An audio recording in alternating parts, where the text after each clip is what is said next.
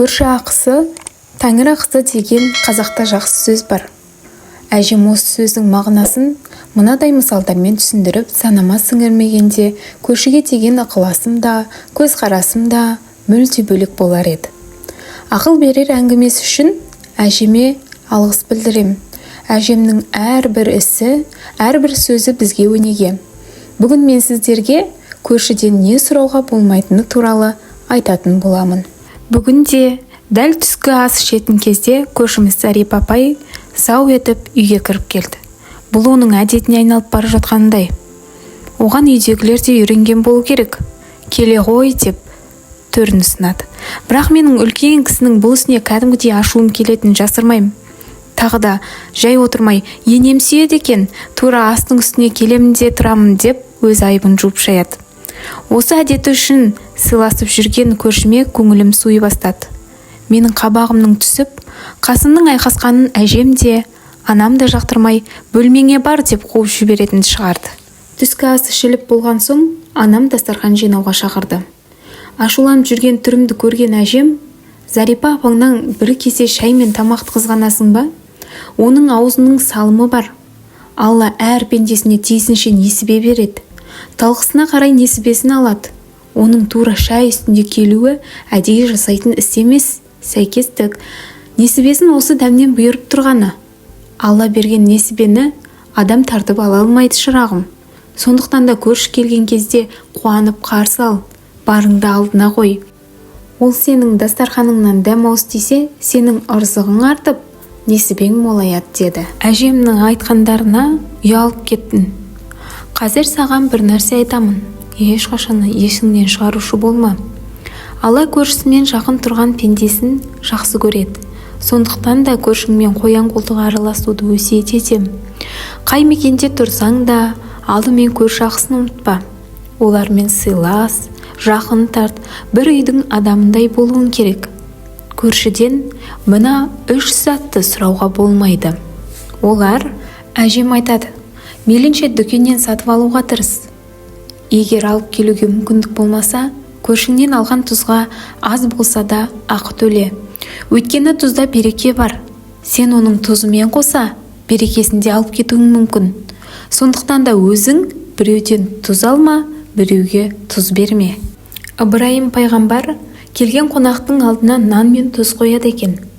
Бірде дастарханда тұрған тұзы төгіліп кетеді. Пайғамбар дереу төгілген тұзды тере бастайды.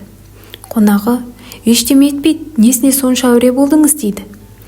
Ұлық Алла жеті берекенің бірін тұзға жасырған. Берекемді шашып алмайын деп теріп жатырмын дейді. Қонақ пайғамбарға риза болып тұзды бірге терісіпті. Осыдан бастап ел арасында тұзды төкпе, шашпа деген тыйым шығыпты.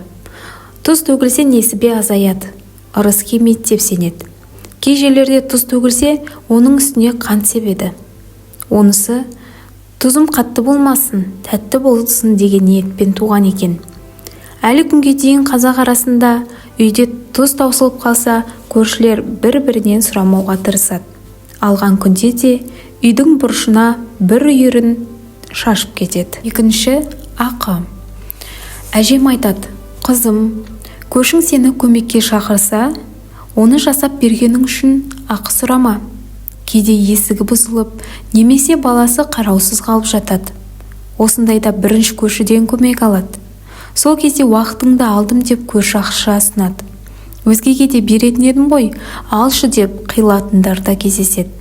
Сол кезде сыпайы түрде бас тартуың керек. Өйткені күндердің күнінде сенің де күнің көршіге туы мүмкін. Сонда жарық жүзбен көршіңнің есігін қағаласын. Бізге жеткен аңыз бойынша Мұхаммед пайғамбар бір бейбақтың екінші бір кісіге жабысып, соңынан қалмай жүргенін көреді. Ана кісі қайда барса да, мына кісі хақымды бер деп қасынан кетпейді. Пайғамбарымыз қастарына жақындап, әлгі екі адамнан, «Ей, бұл кісіде нең бар, не істеді саған?» деп сұрайды. «Бұл кісіде менің алынбаған ақым бар» дейді әлгі кісі. «Бұл менің көршім еді. Алла оған байлық берді. Ауласынан ауқатты адамдар арылмайтын. Ал мен өте кедей болдым. Күнде оның есігінен сығалап телміріп тұрам. ал ол маған көзінің қиығын да салмайды. Бір үзім нанға зар болып, бала-шағам аш жатқан күндер болды. Аллам мұның бір басына дәулетті үйіп төгіп бергенде, оның ішінде кедей-кепшіктің де несібесі бар еді. Бар байлығын қажетсіз жерге шашып, кедейлерге қарайласқан жоқ. Міне, қияметте екеуміз қатар келіп, Алла берген сол хақымды сұрап жүрмін, дейді. Пайғамбар бұрынғы байға қараса, ол мүсәпір күйге түсіпті. Бұл дүниеде көршісіне, о дүниеге қарай алмай, бет қарайып кетіпті. Пайғамбарымыздың алдында жер шұқиды.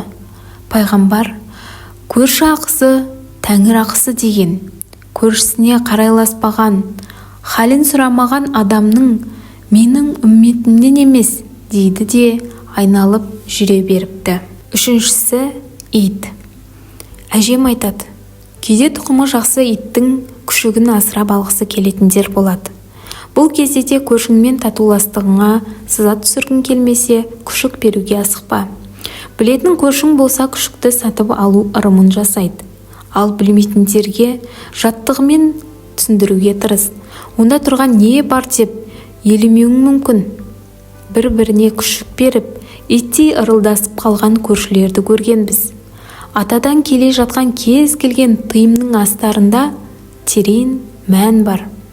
Ешқайсысы да ойдан қырдан шығармайды. Сондықтан да салмақты сөздерді саналарыңа тоғып алыңдар. Ертеде бидайдың дәні сабағының түбінен бастап ұшар басына дейін салған екен. Молшылық жылдары ел жұрт астықты аяқ асты етіпті. Бір әйел дәрет сындырған баласының құйрығын бидайдың масағымен сүртеді. Оның надандық әрекетіне қаһарланған Алла елге жұрт жіберді. Бидайдың масағы кетіп, сабаны қалды. Астың қасиеті атып, адамдар ашаршылыққа ұшырады. Сол кезде ит ұлып, «Я Алла, менің несібемді қалдыр» деді. Әділетті Алла итке жаны ашып болсын деді. Бидайдың басына кішкене масақ бітірді. Халық иттің несібесін бөлісіп жеп, жұттан аман қалды. Ит содан бастап 7 қазынаға кірді. Осы жұттан соң бидай дәні сабақтың ұшар басына ғана бітетін болыпты. Иттің ырыздығы деген сөз осыдан қалыпты. Сайып келгенде мұның бәрі ырым мен тыйым.